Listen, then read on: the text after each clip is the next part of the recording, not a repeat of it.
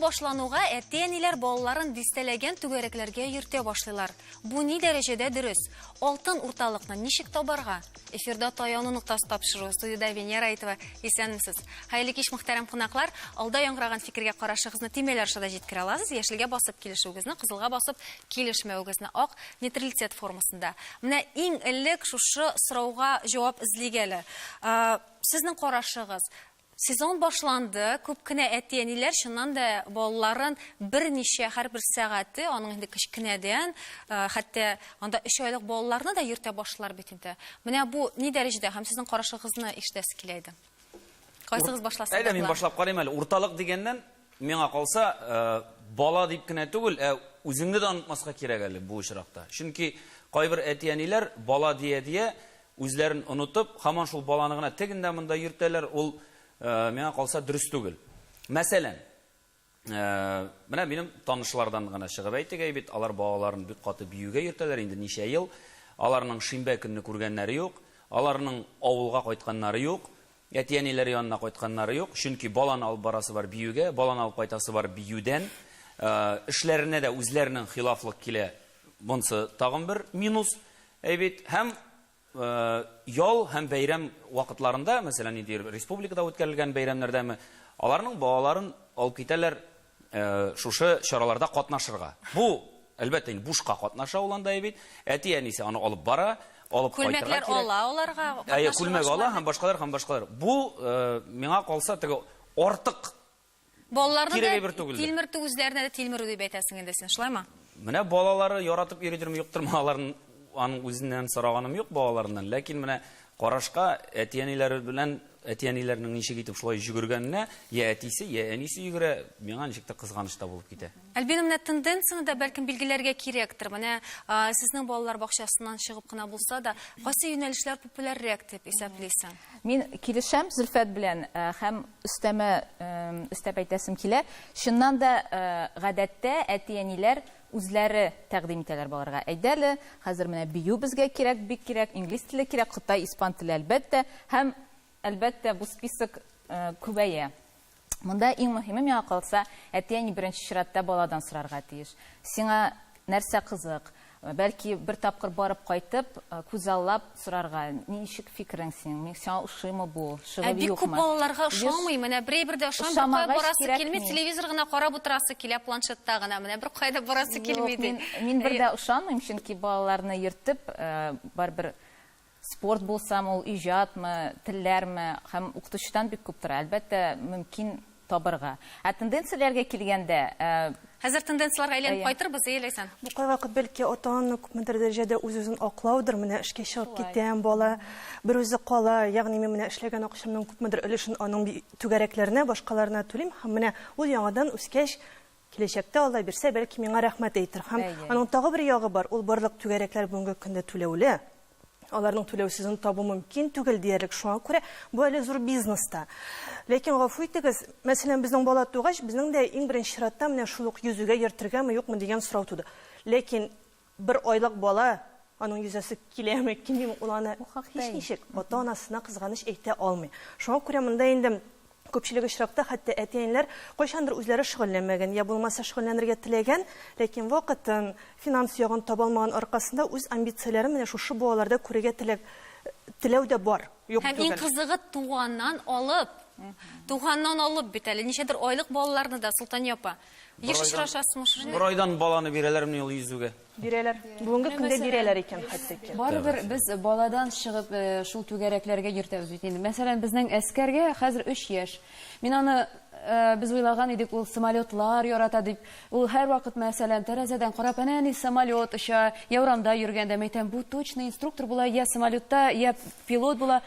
Һәм безнең иде хәзер фортепиано, Арсланга бүләк иттеләр фортепиано. Арслан бер дә сузылмый, әскәр гел уйный фортепиано. Мәйтәм, димәк, без сине, ул бит үзе сузыла.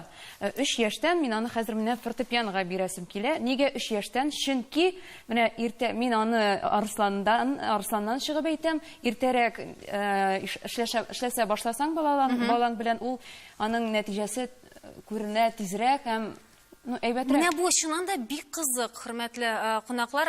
Солтания апа, соңгы вакытта еш кына әйтәләр, иртәрәк башлаган сайын, иртәрәк шөгыльләнә башлаган сайын бала белән аның нәтиҗәсе күбрәк була дип әйтәләр. Менә сез ни дәрәҗәдә моны Бу белән түгәрәкләрнең миңа калса зыяны күбрәк. Ни өчен дигәндә, бала үзе теләгәнчә үсәргә тиеш. Ул табигый рәвештә барырга тиеш үсү. Махсус укытып баланы өйрәтеп булмый. Ни өчен дигәндә, менә күп кенә безнең түләүле бар бит инде шундый центрлар дип әйтик инде, үзәкләр. Анда балаларны карточкалар аша өйрәтәләр. Карточка бирәсең балага, ул карточканың исеме дип атый. Әгәр дә китап укыганда баладага шул ук мәче рәсемен күрсәткәндә ул аны аңламый. Нәрсә икән? Тегендә ул күрде карточканы, карточканың названиесе диләр инде, исеме дип кенә ул аны карый.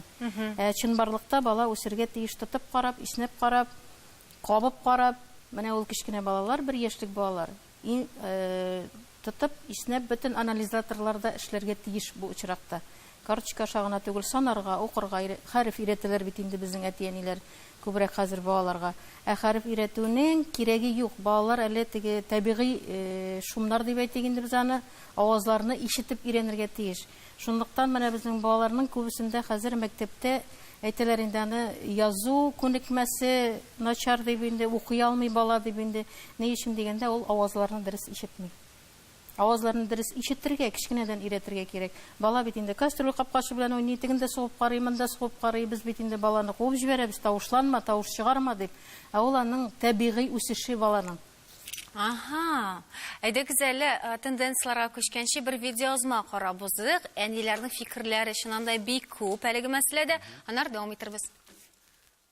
Балалар белән никадәр иртәрәк шөгыльләнә башлыйсың, шул кадәр әйбәтрәктер дип саныйм мин. Чөнки менә минем танышларым үзләренең баласын туып 3 ай үтүгә бассейнга йөртә башлады.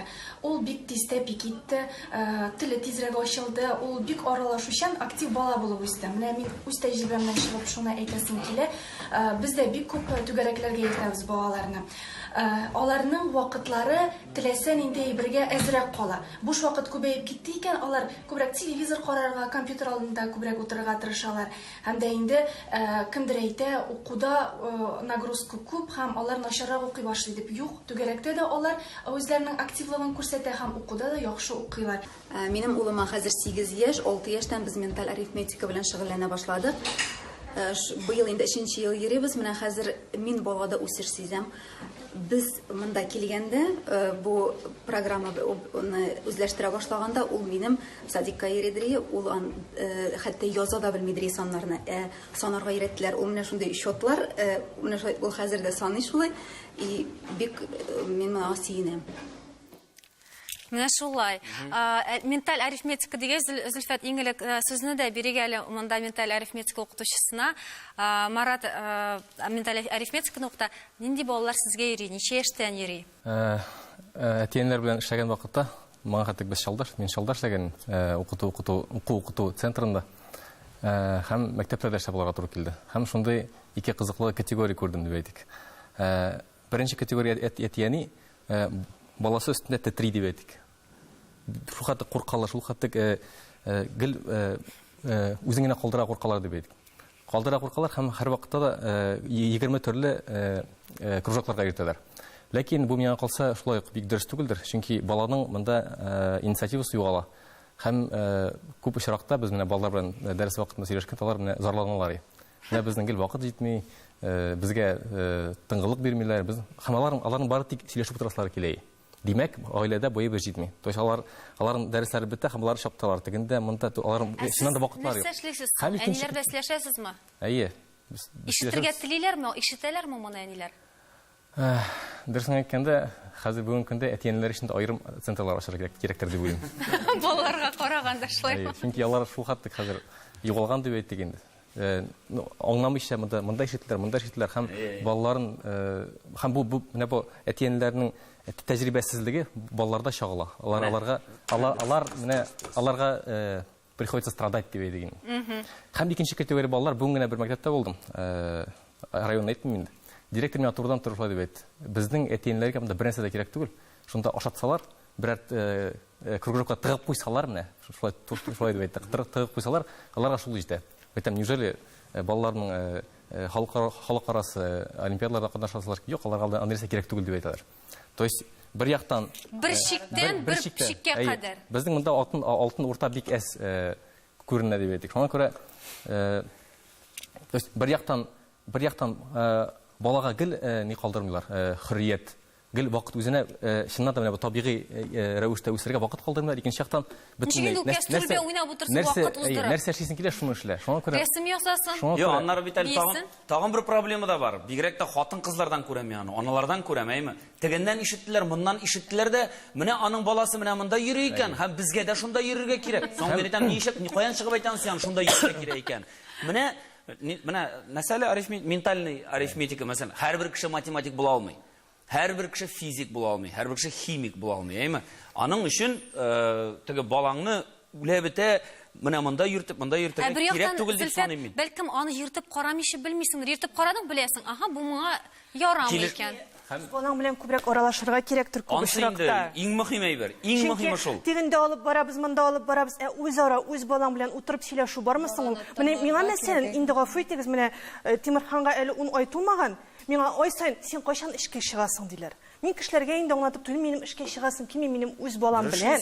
Менә хөкүмәт миңа шундый вакыт биргән икән, минем аның белән утырасым килә, чөнки минем аның үскәнен күрәсем килә, минем аның исендә каласым килә. Чөнки күп кенә менә бездән олырак яшьтә булган кешеләрнең мин әтәнине өйдә күрмәдем. Алар гомер буе эштә иделәр диләр. Һәм күпмедер дәрәҗәдә үпкә бар ул кешеләрдә эшләрендә калган. Әйе, безнең әтәниләр анда зур киләчәк төзегән, ләкин безнең балаларның ул проблемаларын үскәч инде өлкәннәр проблемаларын хәл итәргә кирәк була. Шулай бит, менә алтын урталыкны ничек табарга, буның турында сөйләшүебезне дәвам итәрбез рекламадан соң. Бездән аерылмагыз.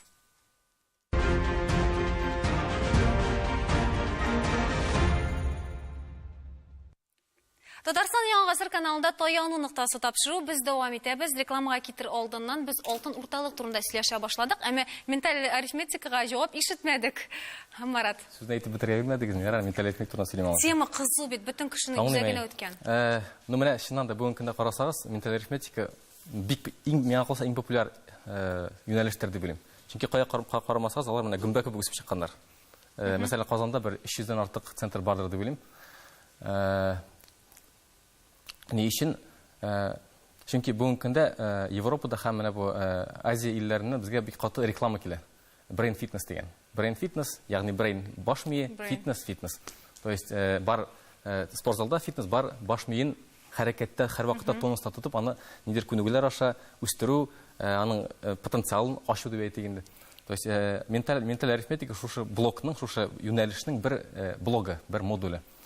Шул Бөтен балага да кирәкме ул? Менә шушы нәрсә соң ул, әйтегез әле шуны, нәрсә соң ул? Менә мин үзем менталь арифметика. Озак сөйлисең, менә кыскача гади генә. Менә мин әйтик кеше, мин килдем. Мин менталь арифметика турында ишеткәндем, исәмсез абый. Аңлатыгыз әле миңа гади авыл баласына нәрсә ул менталь арифметика дип.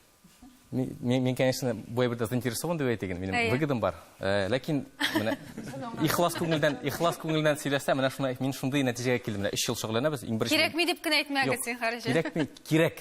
Миңа калса һәрбер бала моны эшләп карарга тиеш. Чөнки бу баш мие өчен чыннан да хәрәкәт. То есть баланы без хәрәкәтсез калдырга теләмибез, без һәр вакытта физкультурага бирәбез, белмәм анда.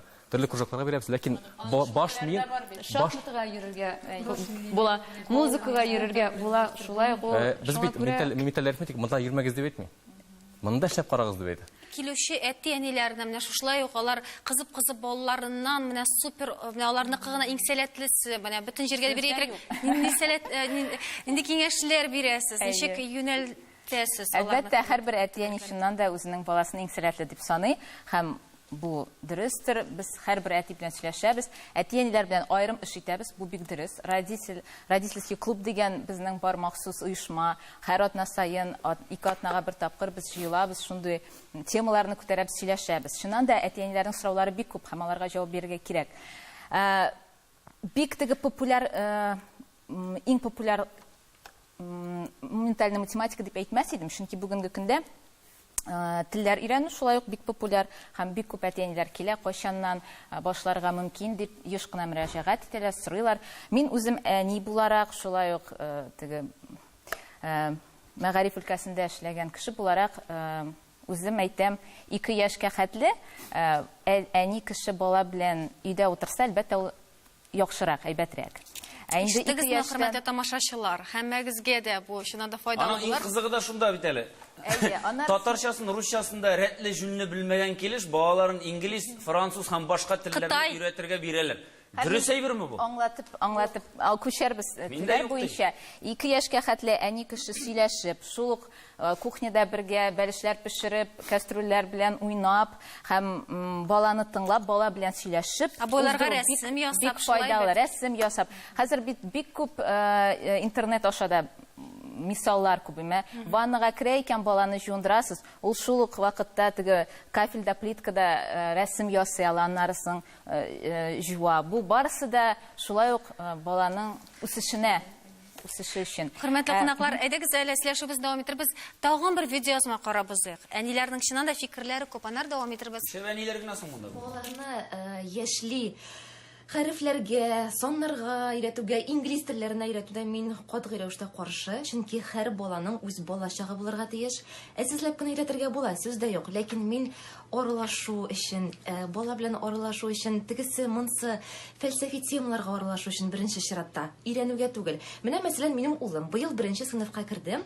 Мәктәпкә әзерләнү дәресләренә йөргәндә безгә укытучы бездән сорый: "Сез ди бердән-бер бала ди укый белми торган ди, ни өчен шулай килеп чыкты ди?" Тәк без әйтәбез, мәктәпкә нәрсә өчен кердек соң? Без нәрсә өчен керәбез? Укырга өйрәнер өчен. Мин үземнең баламнан да чыгып әйтә алам. Без 11гә якын түгәрәккә йөртәбез һәм алар төрле бер иҗатка юнәлдерелгән, спортка, менталь арифметикага, хореография, алар күп һәм алар төрле. Һәм мин әни буларак бик борчылам. Менә баланы төрле яктан бала белән шөгыльләнергә кирәк. Я булмаса миндер мәсәлән аның сәләтен белеп, миндер бер якны гына үстерергә кирәкме. Бу беренче сорау, икенче сорау, әгәр дә бала ниндер түгәрәккә йөрүсе килми икән, нәрсә эшләргә? Мәсәлән, минем бала шахматка йөрүсе килми. Ул 2 ел йөри инде шахматка һәм гөл без аны көчләп йөртәбез. Бала 4-5 яшьтә үзенә ни кирәген әйтә беләме? Әгәр ул шахматка йөрүсе килми икән, аны көчләп йөртергә кирәкме? Я булмаса ул түгәрәктән алырга. Доктор, нинди диагноз куясыз онда әниләргә? Менә монда 11 түгәрәккә йөртүнең инде аның зыяны бар. Бу очракта яшь үзенчәлеген искә алырга кирәк. Баш миенең үсешенең табигатен әле берәү дә алыштырганы юк. Мин балакаем дип карап тордым, Жәлләп Саматны, Луизаның малае Саматны. Һәм тапшыруда төштек без. Күптән түгел, күңелле балачак дигәнме ниндидер тапшыру. Мәсәлән, шуннан гына чыгып әйтәм, ул бала әнисе нәрсә әйтә, ул юк дип кенә торды. Аның әйткән сүзен мәсәлән тыңламыйча утырды. Бу бәлки бәйлә түгелдер инде, ул 11 түгәрәккә йөрүне белән бәйләнеше юктыр да бәлки. Кризис вакыты белән бәйледер дип уйлыйм. 3 яшьлек кризис. Андый кризиста буламыни ул? 3 яшь тулгач гел юк диләр балалар. Шул баш мие үсешенең табигатен әле берәү дә алыштырганы юк. 1 яшьтән теге сенсорный үсеш дибез инде. Бөтен теге крупный моторика, мелкий моторика үстерә башларга кирәк. Әйтәләр бит, иң беренче моторика, сенсорика, аннары соң инде китә тел, сөйләшә башлый бала. Иң беренче. Аннары соң безнең сүз. Сүз байлыгын арттыру һәм сөйләм телен үстерү. 3-4 яшь. Шуларны үстә тотып эшләргә кирәк түгәрәкләргә биргәндә. Билгеле бер кысаларга гына тыгып баланы үстереп булмый. Баш мие үсеше дә монда калачак. Әгәр Теләкне истә тоту. Теләкне истә тоту кирәк. Чөнки әле 3 яшьтә бала үзенең теләген әйтә белми, бу очракта дәрестән дә биреп карыйсың түгәрәккә. Әгәр дә ул аңа ошап китә икән, ул анда йөри башлаячак үзе дә.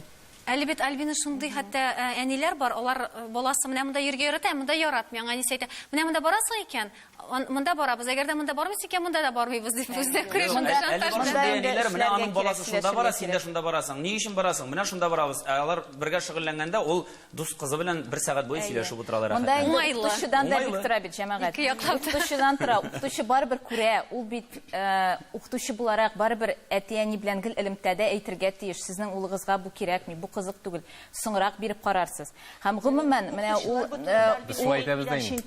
Мин аңлайм, кешеләрнең кызыксынуы бар финанс яктан. Һәм шуны да истә тотырга кирәк, күпчелек очракта әниләр менә шулай 11-шәр, 10-шар түгәрәккә беренче баланы гына йөртәләр. Икенче, өченче балага Беренче бала синдромы. Ул инде билгеле, аңа 1-2 генә түгәрәк кала һәм ул менә как раз соң юктан әйтмәгәннәр бит инде. Беренче баланы өф итәсең, икенче бала инде бераз чистада йөрсә ярар, өченче бала хит псинең савытыннан ашамаса ярар инде дип теге. Шуның кебек килеп чыга. Әгәр иртә баланы өйрәтә башлыйбыз икән хәрефкә укырга, язарга, анда баш биенең шул центры обкрадывается диләр инде, эмоциялар үсеше. Күбрәк эмоциялар менә бу үсмер чакка җиткәннән соң баланың төрле девиантный поведениелар диләр инде, кирәкмәгән теге тәртибе. Барлыкка килә һәм нигезе шушында була. Нигезе шушында. Кичкенәдә бер шу. Менә Марат, сез шушындый әниләрне күргәндә үзегез нинди киңәшләр бирәсез? Я булмаса сезгә ярамыймы? Кем җаваплы дип исәплисез менә шул балаларның йөрендә? Сез әйтә аласызмы? Сезнең балагызга бу кирәкми, гафу итегез. Без шулай әйтәбез. Әйтәсез? Әйтәбез. Ну сезнең бит кешегез әзрәк була, акча әзрәк килә дигәнсез. Безнең өчен бала беренче урында, акча түгел. Аңа без баланың акчасын да күрәбез икән, бунда бәхет юк икән. Ул йөри мәҗбүр буларак дип әйтик. Аны кызыксыныр булмый, аңа кызык түгел просто. Яисә барып чыкмый. Бөтен кеше физик була алмый, бөтен кеше математик була алмый. Ну, без шулай яраткан. Венера син сорадың бит, әйме, ничек алтын урдалыкны табырга дип, урталыкны. Монда табып булмый. Урталыкны, чөнки һәрбер әти-әни ул үзенчә фикер йөртә, үзенекен дөрес дип саный. Монда шуңа күрә без әйтә алмыйбыз. Һәм без бәлкем әти фикере кирәктер, чөнки әниләр бит әле бала тапканнан соң үзләренә һәр вакыт кирәк. Чөнки менә бер мисал гына китерәм, булган хәл, каяндыр укып, каяндыр кемнәндер ишетепме, ниндидер бер врач килде безгә, өйгә. Каядыр эшли ди инде, хатын белешкән, ниткән, бәләкәй бала кичкенәсе Зифа елыйдыр инде, елаган вакыт, бала елый бит инде, ярар. Килде дә бу әйтеп китте. Менә ди, сезнең балагызга ди, һәр көнне ди, аның ди бер нинди зыяны юк, ул файдалы, ул шундый методика һәм башкалар миңа сөйли баш, мин ярый кайткан идем әле.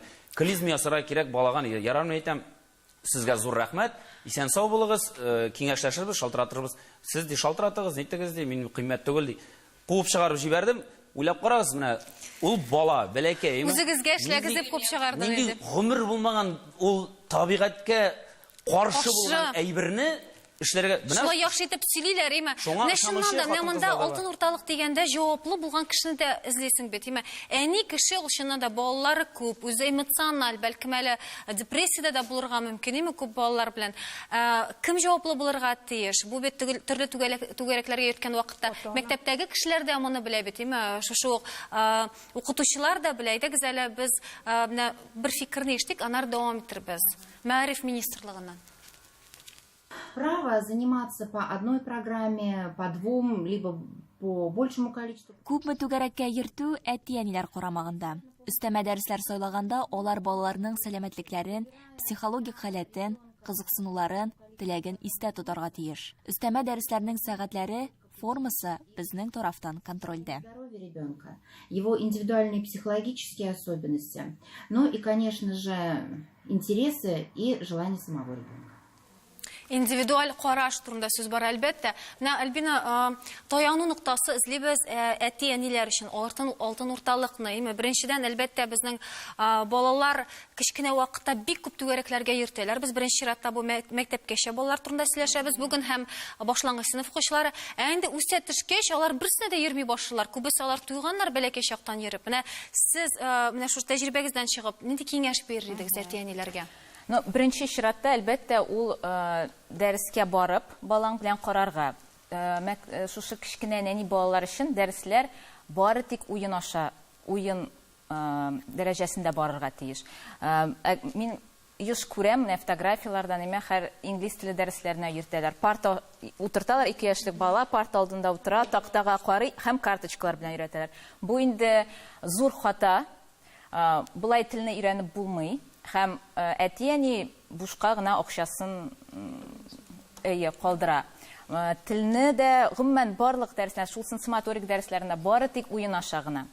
Укытучы эмоциональ булырга тиеш. Әкиятләр сөйләп, җырлап, балалар белән идәндә бергә утырып, аунап, сикереп, менә шулай дәресләр алып барылырга тиеш. Һәм инде әгәр дә шуннан да әти-әниләргә эшкә чыгарга кирәк. Шулай бит 3 яшьтән садикка бирә башлыйлар. 2 яшьтән алып, атнага 2 тапкыр әзәзләп йөртергә адаптация өчен йөртү, миңа калса яхшы хәл, яхшы мисал.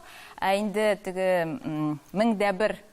1001 кружокка йөртү бу дөрес хәл түгел. Һәм аның шамасын белергә кирәк. Мәсәлән, сенсомоторика ягыннан үстерә. Бу яктан тел, инде калганы булырга тиеш, миңа калса физик яктан ниндидер иҗат ягыннан йөзү Иң һәрвакыт мөһиме, баланың балачагын урламагыз дигән теләктә саубуллашабыз. Исән-имин булыгыз.